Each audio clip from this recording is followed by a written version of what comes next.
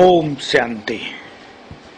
हम सभी को अपनी भिन्न भिन्न परिस्थितियों के समय अचल अडोल स्थिति को धारण करना है।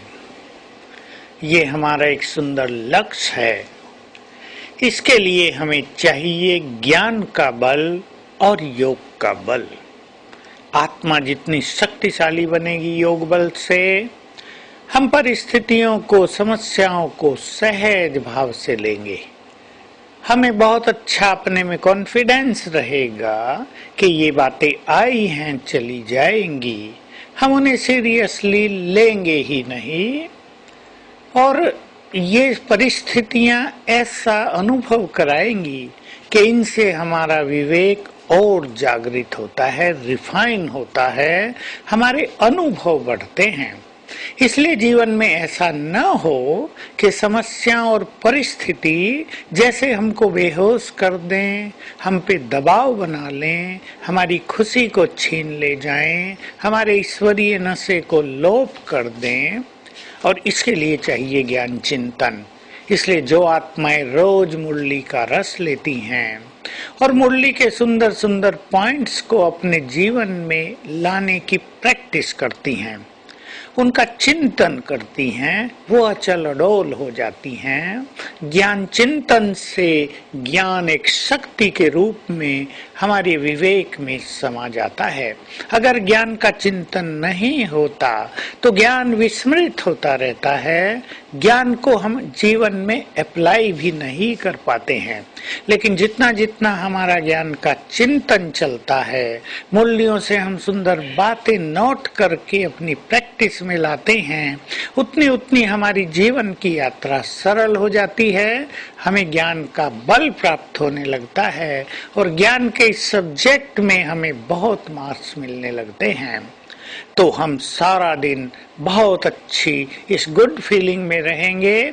हम समस्याओं से अधिक शक्तिशाली हैं।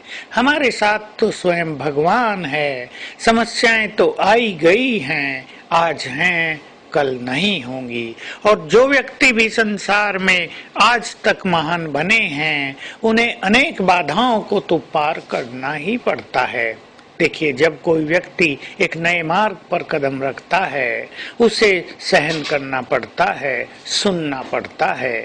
वैसे भी ये कलयुग का अंत है, असत्यता का युग है, कांटों का जंगल है। यहाँ सत्य को ज्यादा ही सहन करना पड़ता है, सत्य को ज्यादा ही सुनना पड़ता है। परंतु सत्य में शक्ति होती है, सुनने की भी, सहन करने की भी। इसलिए अपने सत्य पर सदा अचल अडोल रहना है। दूसरों की ऐसी वैसी बातें सुनकर अपने सत्य स्वरूप को भूल नहीं जाना है। अपने में विश्वास को कम नहीं कर देना है। बहुत आत्माओं के साथ ये हो जाता है कि दूसरों की बातें सुनकर, माया से कहीं थोड़ी बहुत हार खाकर मनुष्य अपनी शक्ति को भूल जाता है, निराशा के अंधकार में चला जाता है। परंतु हमें माया को भी जीतना है, क्योंकि माया को जीत प्राप्त कराने वाला सर्वशक्तिवान भी हमारे साथ है। सोच लें, वो हमें आया ही है विजयी बनाने। केवल हमारे अंदर यदि विजयी होने का संकल्प होगा तो विजय हमारी ही होगी।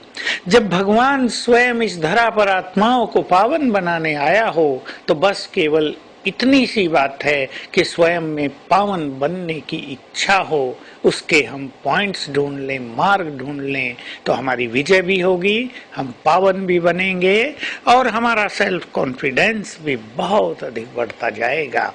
तो अचल अडोल होकर हम अभ्यास करेंगे अपने पांचों स्वरूपों का। हम देव स्वरूप में थे, उसे अपने सामने लाकर अपने को ये गुड फीलिंग देंगे, मैं ये थी, मैं ये था, ये है मेरा असली स्वरूप, पूज्य स्वरूप।